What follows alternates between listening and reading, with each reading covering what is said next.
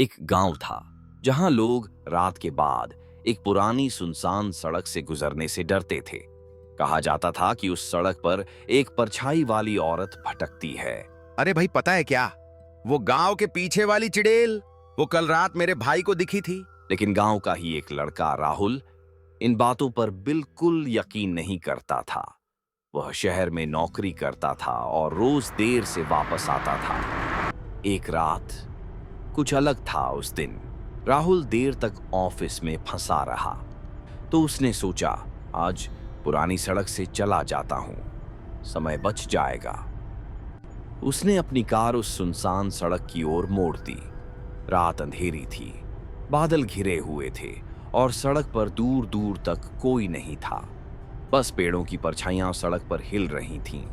तभी अचानक राहुल की गाड़ी धीमी हो जाती है और अजीब सी आवाज करने लगती है। जब वह नीचे उतर कर देखता है तो पता चलता है कि गाड़ी का टायर पंचर हो गया है। वह जल्दी से एक्स्ट्रा टायर निकालकर टायर बदलने लगता है।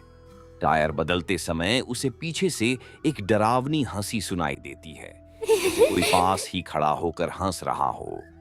राहुल घबराते हुए भी टायर बदलने की कोशिश तेज कर देता है। तभी उसे काली परछाई तेजी से गुजरती हुई दिखती है, लेकिन वह ध्यान न देकर अपना काम करता रहता है। जंगल के अंदर से कुत्तों के रोने की आवाजें आ रही थीं, जिससे उसका डर और बढ़ गया था। तभी वही डरावनी हंसी दोबारा सुनाई देती है। राहुल डरते डरते पीछे मुड़कर देखता है और उसकी सांसें रुक जाती हैं। वहां एक औरत खड़ी थी। वो बेहद डरावनी दिख रही थी। उसकी आंखें लाल थीं, चेहरा फटा फटा सा, बाल बिखरे हुए, और उसे देखकर लगता था कि वह इंसान बिल्कुल भी नहीं है। वह औरत धीमे धीमे राहुल की तरफ बढ़ने लगी और उसकी हंसी और भी खतरनाक होती जा रही थी। हिम्मत जुटाकर राहुल ने कांपती आवाज में पूछा, कौन हो तुम? वह डरावनी औरत बोली, मैं चुड़ैल हूँ।